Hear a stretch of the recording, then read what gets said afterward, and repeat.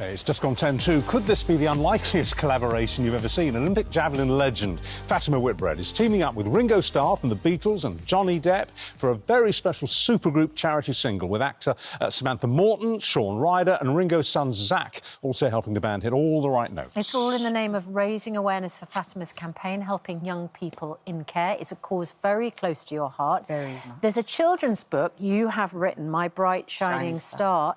It's based on your experience growing up in care. It is. I mean, Fatima's UK campaign is all about rejuvenation of the care system by harnessing the power of one voice in bringing the four nations together to improve the life outcomes for our children in the care system. Why were you in care, Fatima? I was abandoned as a baby and some would said left to die. And a neighbour heard a baby cry and hadn't seen anybody coming or going in a couple of days, so she called the police who banged the door down, rescued the baby. And with that, I was then made a ward of court, which left me in the care system for the first 14 years of my life. How did that affect you? Because you went on to be a champion. Yeah, I mean, I would say I was one of the lucky ones, if you can call that being lucky, because I now advocate, I'm a big advocate for children in the care system. I use my lived experience and also my Olympic platform to bring about the awareness about the life outcomes for our young children, especially care leavers. I mean, Care Leaver Week coming up, and we have to look about how very challenging it is for our young people, you know, becoming young adults, you know, in a time where most of the care leavers within the first 2 years of them going independent living end up homeless. What was being in care like for you? I mean, if we were on a train together, we were talking, I'd say, what was it like being in care for all that time? Well, back in the 60s, it was quite different then. I mean, obviously, children should be seen and not heard. Our emotional needs were not really met.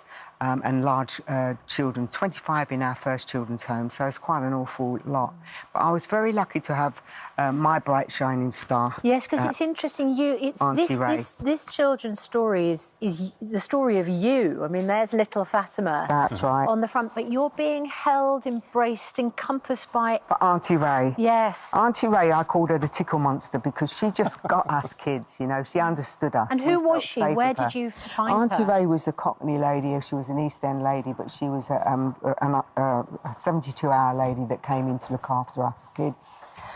Every child needs I'm just going to take that because it's covering up your microphone and we need to hear what you're saying. So I'll hold the book. What was her actual job? Her job there was to help look after the children, get us up, get us ready for school. And the reason why I called her Tickle Monster, I always hid under the bed sheets, and unless she tickled me, I didn't feel like my day had started. So it's just as well, otherwise I'd still be there now, you know. So she had a lot of love to give. She did, and a lot of us, children today in the care system, obviously, they need good role models like Auntie Ray.